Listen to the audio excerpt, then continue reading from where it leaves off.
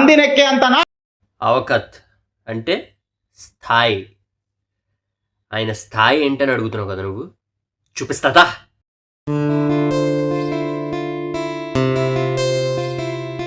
1000 మంది ఆడబిడ్డలకి గుండె ఆపరేషన్ చేశారంటే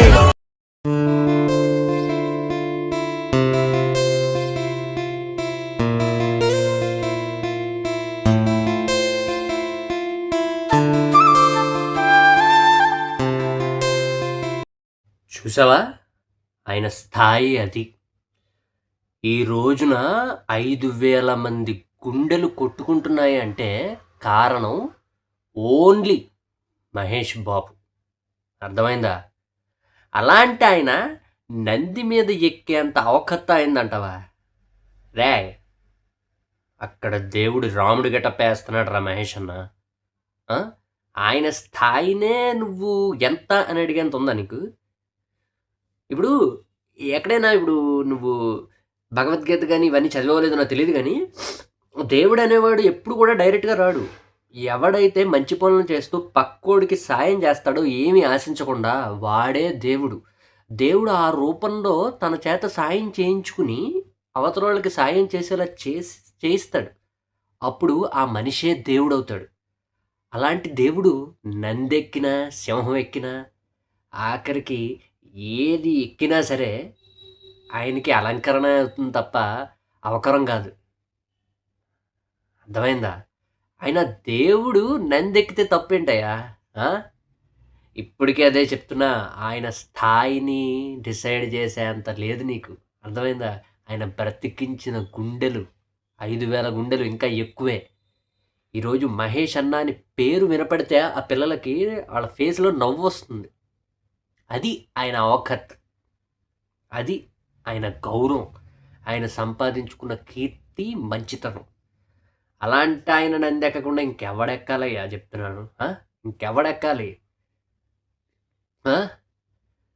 మొన్నటిదాకా రాజమౌళిని తిట్టారా అంటే ఏంటి? ఏమైపోయింది అసలు? వారణాసిలో ఏం తప్పు చేసేసారని వాళ్ళు అంతలా చేస్తున్నారు? అక్కడి నుంచి తిప్పి తిప్పి తిప్పి ఇప్పుడు మహేష్ బాబు నందెక్కేంత అవకత్త అంటున్నావా? అవకత్తుంది ఆయనకే ఉంది. ఇప్పుడు చెప్తున్నా, ఆయనకే ఉంది. ఎందుకంటే అక్కడ శివుడు గారే చేస్తున్నాడు. ఇంక నువ్వు దీనికే ఏడిచి చచ్చిపోతుంటే నంది ఎక్కినందుకే. ఆయన వారణాసి సినిమాలో శివుడు రాముడు కింద చేస్తున్నాడు. ఆయన భగవంతుడి రోల్స్ చేస్తున్నాడంటే భగవంతుడు ఆయన చేత చేయించుకుంటున్నాడు. అర్థమైందా? భగవంతుడికే ఇష్టం.